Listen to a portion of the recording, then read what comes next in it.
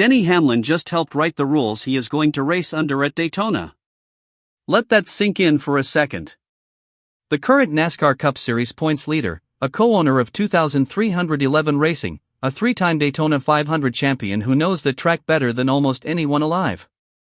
He sat on the working group that designed a brand new Superspeedway package that every single driver in the Cup Series now has to show up and race under at the regular season finale. And NASCAR is presenting it as a collaborative effort for the good of the fans. Some people in that garage are going to have a very different opinion about who this is actually good for. Here is exactly what NASCAR announced. The rear spoiler at Daytona is being cut from 7 in down to 4 inches. The same height used on intermediate tracks. Horsepower is being reduced from 510 down to 465. The drop gear ratio is being changed to keep cars in their optimal power band when they pull out of the pack to make a move. And underbody aerodynamics are being adjusted to balance the reduced overbody downforce from the smaller spoiler. NASCAR says single car speeds will increase by roughly 3 miles per hour, but pack speeds stay roughly the same. The whole point is to give drivers the ability to pull out of line, build a run, and actually complete a pass instead of spending 160 laps saving fuel and praying for a caution. And on paper, that sounds great. Superspeedway racing at Daytona and Talladega has been a problem for years. The numbers tell the story better than any opinion ever could. Back in 2021, the speed difference between a car running alone and a car running in a pack at Daytona was roughly 9 miles per hour. By the time of the Daytona 500 earlier this season, that gap had grown to over 13 miles per hour. What that means in real terms is that if you find yourself outside the top 4 with 30 laps to go, you are done. You cannot pull out of line because the aerodynamic penalty of leaving the draft is so severe that you immediately lose all your momentum. Daytona has become the sport's biggest track position race. The leader at the final restart essentially wins the race on a fuel save and a prayer. That is not what Daytona International Speedway was built for. That is not what its history demands, and drivers have been screaming about it for years. Hamlin himself said it as clearly as it can be said when he appeared on Inside the Race to explain the new package. I can tell you from the driver's seat what happens for us is that we spend the entire race fuel mileage saving all for that last pit stop. We basically know you have to be in the top 4 inside that last fuel window. Unless there's a big wreck to have a shot at winning. I mean, if you come out 10th, you are log-jammed. You're not going anywhere. And with the cars having as much drag as they have on them, then you can't pull out of line to be offensive to get your track position back. He is describing a race where the outcome is essentially predetermined by pit strategy. And he is not wrong. But here is the part that matters. He is the one who helped design the solution. And he is also the one racing in the event where that solution debuts. The working group that built this package included Hamlin, NASCAR Event Management President John Probst, and former crew chief turned TNT broadcaster Steve Latarda. Probst confirmed NASCAR spent more than 10 days running simulations before landing on what he called a radical set of changes. He said they did not pull every lever available because some of the more aggressive adjustments would have required 15 cars at Daytona for a full test, and there was not time for that. So what they landed on was the biggest change they could make with the lowest risk. And the man sitting at their table helping them define what lowest risk means was the current points leader who races a Superspeedway car for a living.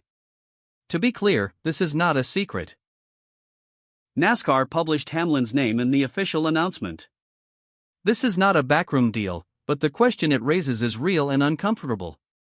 When one driver helps design a new rules package for a race that has direct championship implications, the Coke Zero Sugar 400 on August 29 is the regular season finale, the race that sets the final playoff grid.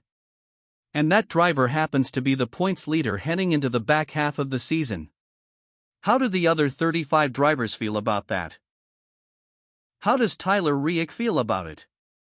He trails Hamlin by 24 points with 6 races left before Daytona.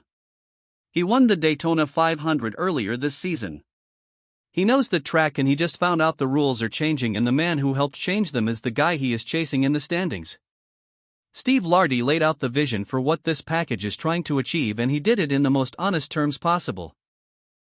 When I watch Superspeedway racing currently, it seems like the leader is basically at terminal velocity. It's very easy to get a run on the leader and very hard to do anything with it. You pull out of line, you hit this wall of air, and for that reason, they're just kinda stuck too wide around the bottom. When Superspeedway racing is most entertaining for me, it takes more work to generate an advantage or a run. But when you do generate that run, you are paid off in a dividend of overtaking. He is describing the problem exactly as fans have lived it. And the solution, less spoiler, less drag, less horsepower, better gear ratio, is designed to recreate the kind of racing Atlanta produced at the Superspeedway hybrid layout where cars can actually move through the field under green. Hamlin's description of what they are trying to replicate is Atlanta. He said it directly, what we're essentially trying to recreate is Atlanta at Daytona and Talladega. It happens organically at Atlanta. The space between the cars, because the cars themselves are grip limited, and the fuel mileage racing really doesn't happen because you have to be on offense constantly. If you watch the pack, there is no saving. Guys are dicing it up the entire race. So, this is what we're aspiring to get to at some point, and it's going to take chunks here and there. This is our first bite of the apple at this. So, what I believe is that from the numbers that I've seen, it's going to be roughly a 33% gain in the right direction. 33% gain in the right direction. That is a specific number from a man who has seen the simulation data. And that number is not nothing. The technical analysis confirms it. Reducing horsepower from 510 to 465 is not arbitrary. It is the only way to safely reduce the spoiler. The reason the current package has such a massive 7 inches spoiler in the first place is because the next G car runs a spec engine that produces too much power for a smaller aerodynamic footprint. You cannot just cut the spoiler without the cars becoming dangerously unstable at 200 miles per hour. So, you have to reduce the power first, then reduce the spoiler, then adjust the underbody aero to balance it out, and finally change the gear ratio to optimize what the engine produces when a driver makes a move outside the draft. All 4 changes are connected. None of them can happen independently. Drivers are also going to qualify and race with no additional practice. There will be 0 on-track testing before the event. Teams will have to trust their simulation work, their engineers, and whatever adjustments they can make between qualifying and the green flag. In a package this different from what everyone has been running all season, that is a massive variable. Teams that have the deepest engineering resources, Hendrick Motorsports, Joe Gibbs Racing, Team Penske, will adapt faster. Smaller operations are going to be flying blind at 200 miles per hour in a car nobody has ever actually raced before. And Hamlin's own operation at 2311 Racing arguably has more information about this package than anyone because their co-owner sat in the room when it was being built. That is not an accusation. That is just arithmetic. Here is where this gets even more loaded. The August 29th race at Daytona is not just the regular season finale. It is the last race before the playoff field locks in. Every driver on the bubble, Shane Van Gisbergen sitting 31 points above the cut line. Eric Jones at just 8 points clear.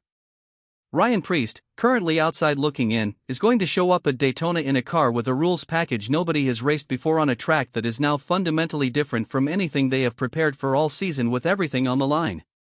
One crash, one wrong move, one miscalculation about how the draft works under the new package, and your season is over. And the man who helped design that package starts the race as the points leader. NASCAR Event Management's John Probst says the sanctioning body wants to react quickly to fan feedback and improve the product.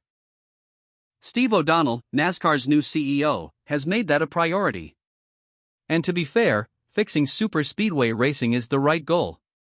The fuel mileage chess match that has dominated Daytona and Talladega has frustrated fans, drivers, and broadcasters alike for the better part of 4 years. Something needed to change. But the way you make that change matters. The process matters. And when the driver sitting first in the championship standings is named publicly as the man who helped write the new rules, every other driver in that field has the right to ask a very simple question. Whose side was Denny Hamlin on when he was sitting at that